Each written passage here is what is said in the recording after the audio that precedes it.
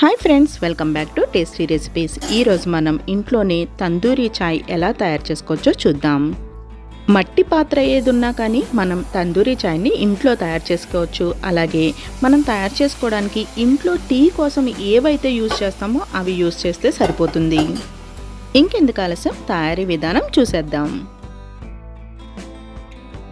తందూరి చాయ్ తయారు చేయడం కోసం ముందుగా ఒక బౌల్ని స్టవ్ మీద పెట్టుకుని దాంట్లోకి 1 కప్పు నీళ్లు తీసుకోవాలి.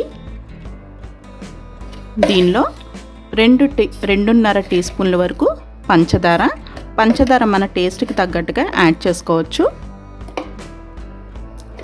ఇంకా 1.5 టీ స్పూన్ వరకు టీ పొడి వేసుకోవాలి. టీ పొడి కూడా మన టేస్ట్కి తగ్గట్టుగా కొంచెం స్ట్రాంగ్గా కావాలి అనుకుంటే 1.5 టీ స్పూన్ వేసుకోవచ్చు, లేదంటే 1 టీ స్పూన్ వేసుకుంటే సరిపోతుంది.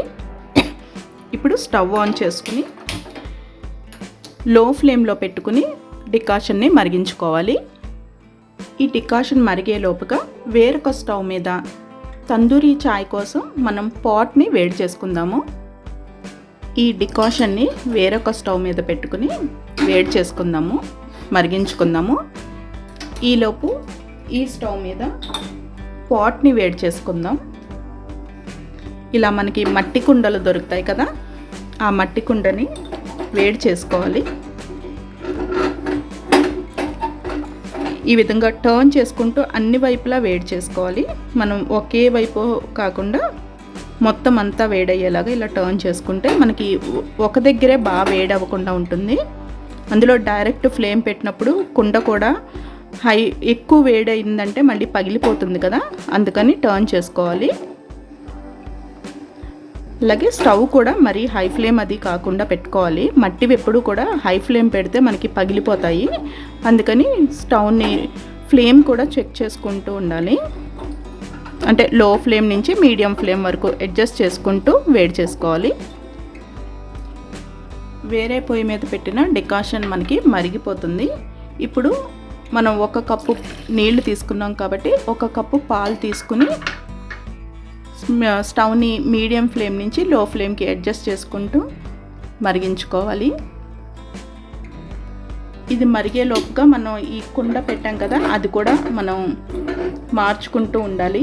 అంటే ఒకే దగ్గర వేడయ్యింది అంటే మనకి పగిలిపోయే ఛాన్సెస్ ఉంటాయి కుండ. అందుకని మట్టిది కాబట్టి ఎక్కువ వేడి తగలకుండా కూడా చూసుకోవాలి.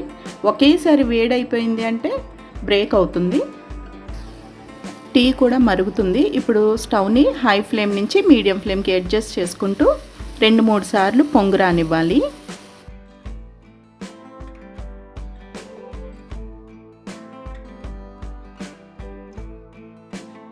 ఇప్పుడు స్టవ్ ఆఫ్ చేసేసుకోవాలి. ఇంకా ఈ కుండ కూడా మనకి బాగా వేడెక్కిపోయింది. ఇప్పుడు స్టవ్ ఆఫ్ చేసేసుకోవాలి. ఇప్పుడు వేడి చేసుకున్న కుండని ఒక బౌల్లోకి పెట్టుకోవాలి.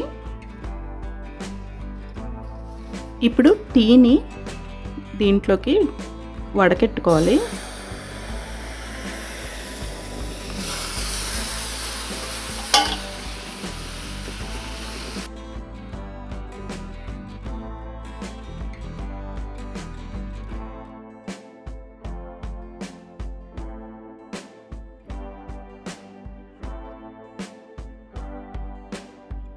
తందూరి చాయ్ రెడీ అయిపోయింది. మనం బయట మార్కెట్లో కొనుక్కున్న తందూరి చాయ్ టేస్ట్ ఎలా ఉంటుందో ఇంట్లో మనం స్టవ్ మీద చేసుకున్న చాయ్ కూడా ఈ విధంగానే టేస్టీగా ఉంటుంది. చూశారు కదండి తందూరి చాయ్ తయారీ విధానం. మరొక ఇంట్రెస్టింగ్ వీడియోతో మళ్ళీ కలుద్దాం.